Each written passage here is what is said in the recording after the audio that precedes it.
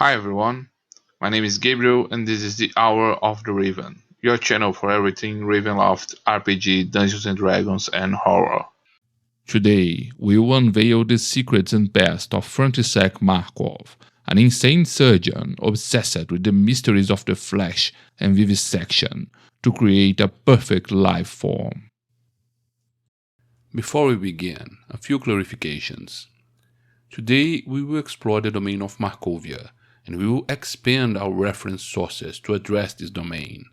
Our exploration through the mists in the core domains of Ravenloft generally cover domains that had already been featured in novels, adventures, and especially in the Ravenloft Gazetteers, books that provide detailed information about the domain and their Dark Lords. Up until now, I have been careful to present Ravenloft in my videos using official sources. However, in the case of Markovia and other domains not previously covered by the Ravenloft Gazetteers, I intend to expand on these sources of information. The domain of Markovia first appeared on the map of the Black Box, the Ravenloft Realm of Terror from 1919, but was drastically transformed by the events of the Grand Conjunction, which removed the domain from the Ravenloft core and inserted it into the Sea of Sorrows. After this drastic transformation, it was explored further in the events of the adventure Neither Man Nor Beast, and received some mentions in the Domains of Dread supplement and in the 3rd edition Ravenloft campaign setting. The domain would be covered in one of the 3rd edition Gazetteers, focused on the domains of the Sea of Sorrows, but unfortunately, White Wolf's license to release books for the setting came to an end, and these books were not written. The Ravenloft fan community wouldn't let the setting rot in oblivion. The Fraternity of Shadows website, the most well-known and organized sites for fans of the setting, has published netbooks that continue the Gazetteer's proposal, exploring in depth the domains of dread. Some of these books explore the Nocturnal Sea, the domain of Soaring, or the cluster of Zerisha, for example, and for some time now they are developing a gazetteer for the Sea of Sorrows. Although the Sea of Sorrows gazetteer is not yet finalized, some of its passages describing domains have already been previewed by their authors in Court of the Raven netbooks. In the video description, I will leave the link where you can download it. The next videos about Markovia will be based on the official material and the article about Markovia written by Michelle Adamis. The article on Markovia was published as a preview of the Sea of Sorrows Gazetteer, and it's possible that the final text will change when the Gazetteer is finally published. Are you ready? After being stranded in Markovia, we accept the proposal of the sinister Frantisek Markov to invade the Monastery of Lost Souls and seek information about the artifact called the Table of Life.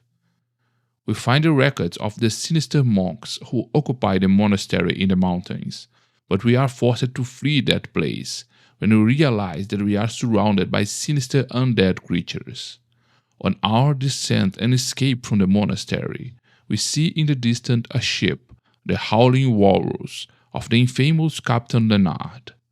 Knowing that this may be our only chance to escape, we traverse the jungle towards the ship and hide in one of the crates to be taken by the unwary sailors as stowaways to the ship. After being abandoned in the cargo hold, we escape from the large crate and wait for the ship to finally begin its journey. While we wait, we find a source of light to finish reading the monk's notes with a sinister account of the past of the fearsome Frantisek Markov.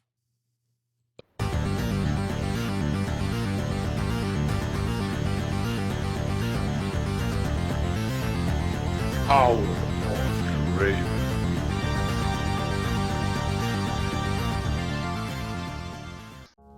Doctor? Oh, forgive me. I may have given the wrong impression when we first met. I have no formal training as a doctor. Fear not, however. Through trial and error, I have unlocked the secrets of the flesh, and there is no one better suited to perform the magnificent transformation you are about to undergo. Don't worry, I do not use anesthesia on my patients, and you will be able to feel the entire process. Now, despite the restraints, try to remain still and prepare for your rebirth as a new creature. Frantisek Markov is the Dark Lord of Markovia, a sadistic and insane surgeon obsessed with the secrets of the flesh and the morphological transformation of creatures that are a cruel amalgam of men and beasts. The character of Frantisek Markov is directly inspired by the literary character of Dr. Moreau, from the book The Island of Dr. Moreau by A.G. Wells, where a scientist lives isolated on an island, where he conducts surgical experiments and vivisection of animals, creating bestial creatures that are part animal and part man. Both deal with themes such as scientific arrogance, the ethical limits of science, human nature, and body horror. Cursed with an animal body, most of the time, Frantisek Markov stays in the body of a gorilla and has a human head, and his grotesque appearance may also have been inspired by the character Arthur Nangan from Marvel Comics, a scientist who, after experimenting on gorillas, had his own head transplanted onto the bodies of these animals. Frantisek was once a human, but today he is a cursed shapeshifter. Although his head is always human, his body must always assume an animalistic form, and he can assume the form of any medium or large animal. He usually adopts the form of a gorilla to have capable hands, but nothing prevents him from also assuming the form of other animals, such as large felines, wild boars, or even snakes. In his most common simian form, he appears to be a large man with a frightening physique and disproportionate arms, always walking slightly hunched over. Despite being over 70 years old, he still appears to have a great physical vigor, but he walks with a limp and appears to suffer from bone malformations, resulting from some kind of trauma, which many may mistakenly believe to be part of the island curse. He always wears loose clothing, tunics and gloves to hide his animalistic form and appear human-like. He has alternated between different looks, wearing a beard or a hat, or with a clean face and his black and grey hair meticulously combed back. His green eyes always seem alert to his surroundings, and his wide toothy smile is at once welcoming and predatory. Markov is sadistic and manipulative, and can assume different social facets. To strangers, he usually appears to be a polite and charismatic hermit, a scientist, or doctor dedicated to the cause of ending the affliction and curse that affects the inhabitants of Markovia. Some are moved by his deformities and feel compassion or sympathy, and he does not hesitate to use these feelings to his advantage. The beastmen who live with him, however, know his true face as a harsh and demanding master who punishes or reprimands them for their constant failure to achieve the perfection, civility, and humanity that he expects. To the most primitive and savage minds of this domain, he presents himself as a divine figure, dressing with necklaces of human teeth and animal fangs, as the Yosanblad, the master of pain and their creator. Markov does not enjoy combat, and tries to avoid direct confrontations whenever possible. If cornered, however, he takes advantage of his animalistic physique to attack his rivals. His gorilla form can use weapons or deliver powerful blows, but he can also transform into a bear, tiger, or even a large constrictor snake if the needs demand it. He also proves to be quite resistant to injuries, since each time he transforms his bodies, he also regenerates part of his injuries, and in this way he is able to constantly renew his strength. This animalistic form of Markov is the result of the curse of the dark powers. Obsessed with the flesh and surgical transformation, he finds himself condemned to primitive and bestial forms of his body, which not only hinder his advancements and surgical techniques, but cause him great humiliation and embarrassment.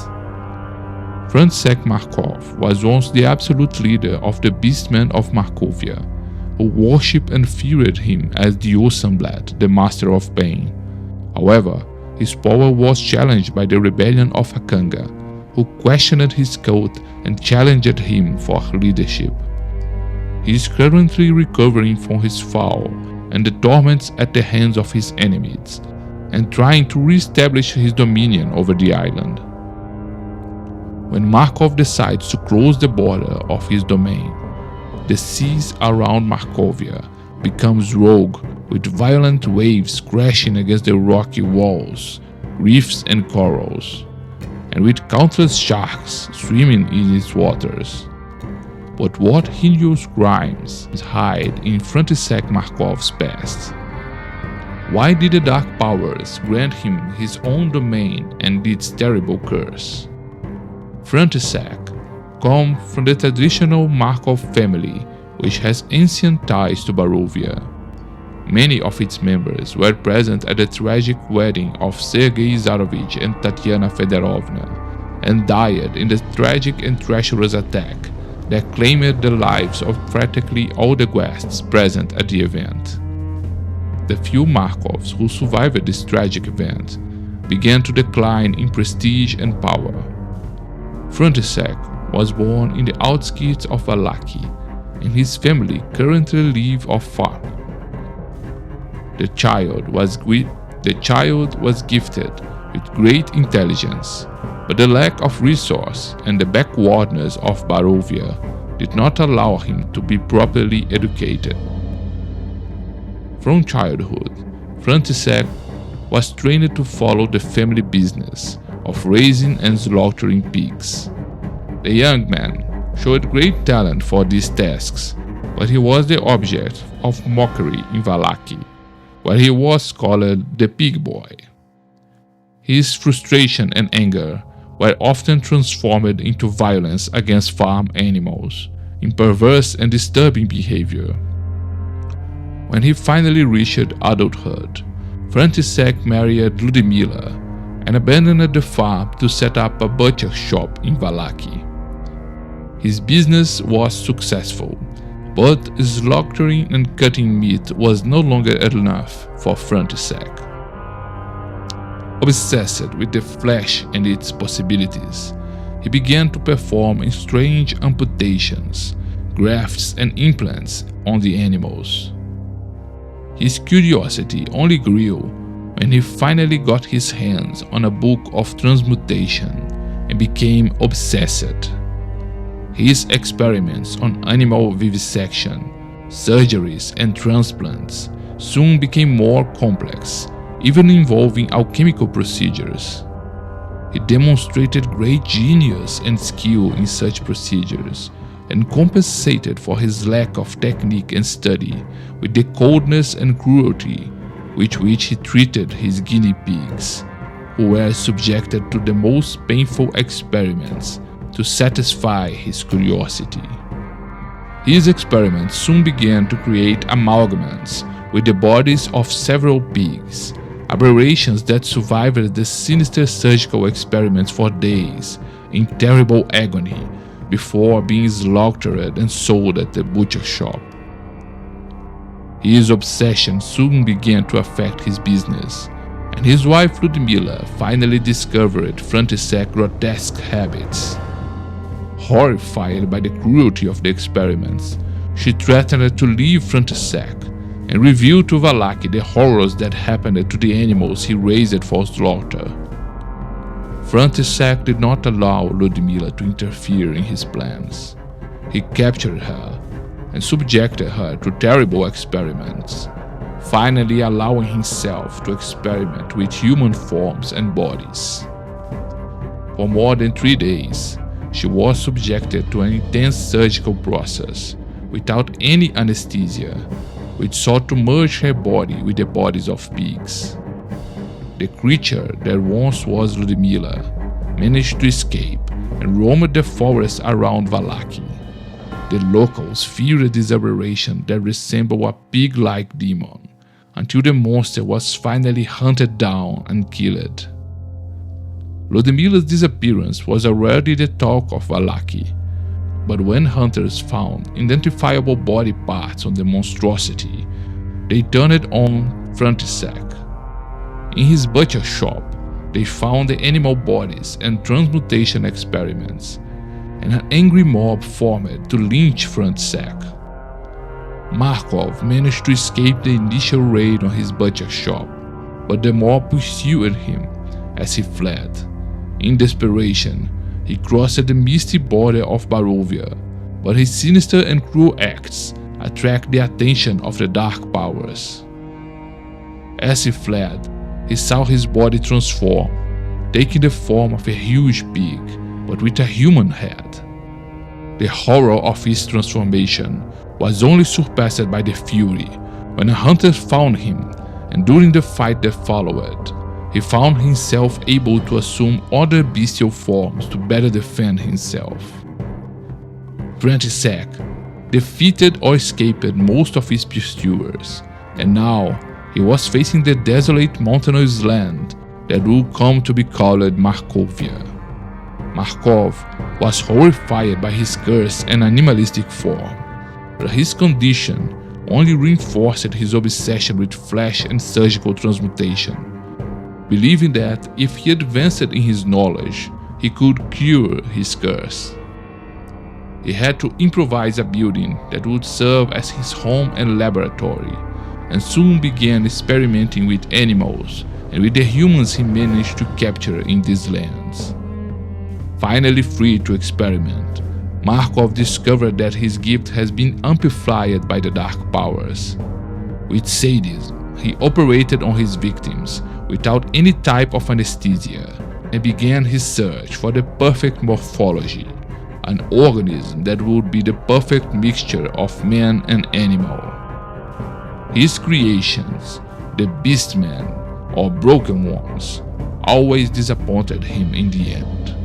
His creation process destroyed their minds, deeply traumatizing them, and many had nothing more than a primitive or animalistic mentality. Unsatisfied, he abandoned most of these creatures to their own fate, keeping only the most civilized ones, his favorite creations, close to him. Always in search of new victims, Markov needed to expand his power to capture new victims, and decided to manipulate his primitive creations to be under his control. Taking advantage of the primitive and traumatized mentality of the Beastmen, he assumed the identity of the Osanblad, the Master of Pain, the sinister deity worshipped by most of the Beastmen. He propagated and encouraged a complex myth that he was the god and creator of the Beastmen, and through primitive rites, he demanded their obedience, fear, and worship. With the Beastmen under his control, he took control of Markovia and used his minions to destroy settlements and capture victims for his experiments. With some victims from these settlements, he discovered the legend about the powerful artifact, the Table of Life, which was supposedly found in the tomb of a king in the domain of Nova Vaza. The Table of Life is a greenish stone slab of great power, which emanates positive and regenerative energies. Any creature placed on this table is preserved, being immune to hunger or thirst, or to any type of poison, or even the most violent wound. This effect does not prevent any feeling of hunger, thirst, or pain, and someone kept alive in extreme conditions can easily lose their sanity. Markov knew that this artifact could be a great advance in his studies and experiments. With a table that kept victims alive and regenerated, he could go even further in his surgical procedures, and who knows, one day even cure his own curse. Markov sent a band of beastmen to the land of Nova Vaza, with the objective of recovering the artifact. The beastmen managed to invade and rescue the artifact, which was being used by a powerful ancient undead to create mummies. The beastmen intended to take the artifact to Markovia, but were attacked and robbed near the border. The artifact followed a tortuous path until it ended up in the hands of one of the members of the Order of the Guardians, who founded the Monastery of Lost Souls to guard and protect this artifact. Although the monastery was established in the lands of Markovia, the secrecy of its location and the geographical barriers and mystical protections prevented Markov and his minions from recovering this artifact. As Markov gained control of the domain, which now had a growing population of primitive beastmen, an individual appeared in those lands who would become Frantisek's greatest tormentor and enemy. Arkan Ganescu lived in the desolated lands of Gehenna, but abandoned those lands after losing his faith in humanity and the gods, believing that all religion is nothing more than a form of manipulation. Upon arriving in Markovia, Arkan realized that the primitive beastmen were being manipulated by the Oceanblade and dared to interrupt one of their religious rituals and accused the Oceanblade of being a fraud. Arkan ended up on Frantisek Markov's operating table, and after the painful surgical procedure, he was merged with a specimen of a lion. This transformation destroyed his human memories, but he retained his rebelliousness, as well as his hatred of the Oceanblade and religion. Gifted with great intelligence, he started a movement to discredit the Oceanblade and to rally the beastmen under his leadership in the Akanga army. As the Oceanblade's hegemony began to be challenged, the domain was transformed by the events of the Grand Conjunction. During this cataclysmic event, where the mist swallowed the world, Markovia disappeared amid earthquakes, leaving behind only a vast crater, which became known as the Shadow Rift. The island of Markovia was transported to a distant region of the misty Sea of Sorrows, isolated from the rest of the Land of the Mists, and still undiscovered by navigators. The beastmen of Markovia discovered that the icy mountains were now surrounded by the Sea of Sorrows, isolated from the world and immersed in a tropical climate. The years that followed were marked by total isolation, but also by rapid transformation, as the island fauna and flora were invaded and transformed by other species, and its inhabitants fought for survival. Although the new variety of animal specimens pleased the ever-curious Frantisek Markov, the lack of new human victims delayed his experiments.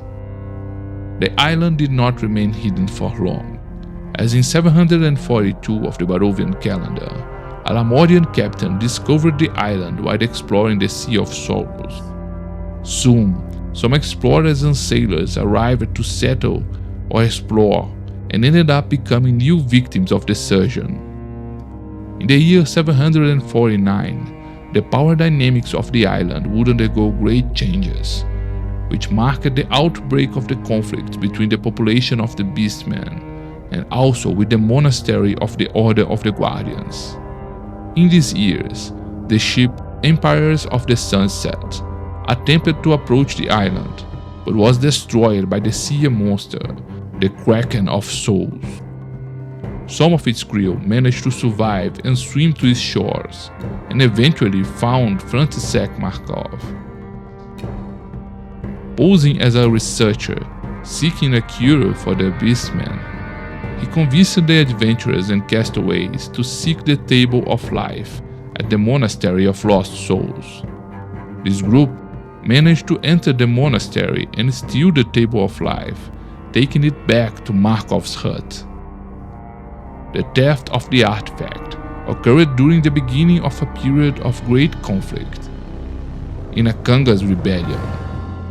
Akanga's revolt culminated in great violence when he and his followers attacked Markov's hut and captured him, subjecting him to torture for a long period. Frantisek was tied to the Table of Life, recently stolen from the Monastery of Lost Souls, and tortured for months. Akanga was consumed by his desire for revenge against Markov. Knowing that the table would keep him alive, he made sure to keep some of his bones constantly broken and twisted, so that they would mend in an incorrect and deformed way. Markov's madness and suffering ended also affecting the beastmen who inhabited the island, as if the Dark Lord's desire to have intelligent and civilized creatures was also mystically influenced by his mind.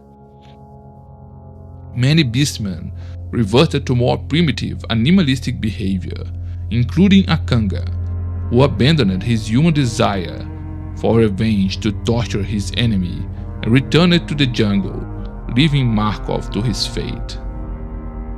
Markov eventually managed to escape the bonds that bound him to the table. But overcome by intense pain, madness, and suffering, he wandered away until he recovered. When he finally recovered, he returned to his destroyed hut, but the Table of Life was gone, secretly taken by the traitor Felix, a feline beastman. The effects of Akanga's rebellion were the dissolution of any unity among the beastmen. Having reverted to an even more primitive state, they now organized themselves into smaller tribes and groups. With Frantisek's recovery, Akanga and other beastmen have gradually regained part of their human minds, and Akanga has returned to his ambitions, declaring himself the new ruler of the island. Markov has also re-established himself, rising from the ruins. Even more deformed due to his torture, he has re-established his mansion, and even created new beastmen, loyal and faithful to the Osenblatt. More than ever, he believes that the Table of Life needs to be found, to improve his experiments and to cure his curse and deformities, and he will do everything to find it. Recently, Markov has gained an important ally in his plans. The Howling Walrus ship has managed to dock safely in Markovia, and Captain Leonard has secured a deal with Markov. Markov knows of ruins of ancient silver mines in the region and is creating new beastmen to work in the mines. The fruits of this beastman labor are traded to Captain Leonard, the intrepid captain of the Howling Warriors. In exchange for these services, Captain Leonard provides Markov with a share of his profits, as well as new and exotic animals and human prisoners for his experiments. Once again, stoked with supplies and test subjects, Frantisek Markov is ready to continue his experiments, find the Table of Life, and finally take revenge on Akanga, his most hated and perfect creation. Markovia received a brief reinterpretation in Van Richten's Guide to Ravenloft, which changed the Dark Lord character, mixing the concept with Dr. Jekyll and Mr. Hyde, and the domain with the Wildlands. In this version, Frantisek Markov is a science genius and developed an alchemical formula to make him even more intelligent. However, his periods of supreme genius and intelligence with the formula have consequences and make him more savage and bestial afterwards. He isolated himself on an island to conduct his scientific experiments and improve his formula, and conducts experiments on animals. Now, the island is full of a primitive society of intelligent animals, and Markov manipulates them into thinking he is their god. Despite this version with major changes, the general concept of Markovia had already been adapted to a certain extent in the adventure Curse of Strahd, but there is an entire part of the adventure that takes place in the Abbey of Markovia, where the abbot, a fallen deva, transformed the population into mongrels, part man and part animal.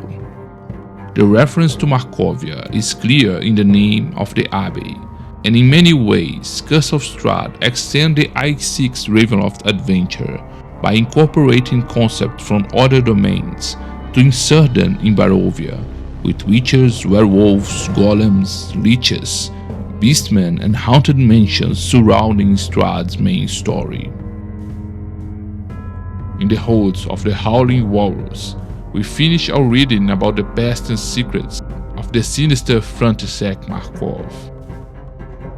It is with considerable relief that we realize the ship must already be moving away from Markovia. For a while, we remain hidden in the dark holds, waiting for the ship to reach some destination before we attempt to escape.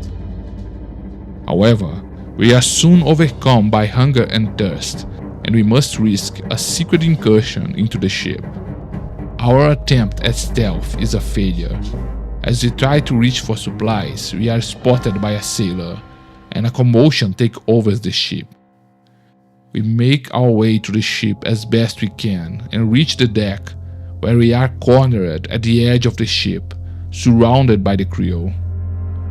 All around us are the mist and icy waters of the Sea of Sorrows, and in the distance, a strange rock formation of an island. Soon, Captain Leonard comes to us and orders his crew to capture us alive, as Frantisek Markov is looking for new subjects for his experiments. We have no chance against such a large group of sailors, but the horror of what awaits us at Markov's surgical table is enough to move us. On impulse, we jump from the ship into the cold waters of the Sea of Sorrows. After the initial thermal shock, we quickly searched for a way to escape and survive, and we desperately swam to the island we saw in the distance. The crew of the Howling Walrus did not pursue us, and some even seemed to laugh in derision at our choice. We finally reached the rock formation, and we held onto the rocks to avoid drowning. Join us, turn on notifications, and let's explore the desolated island of the Mies.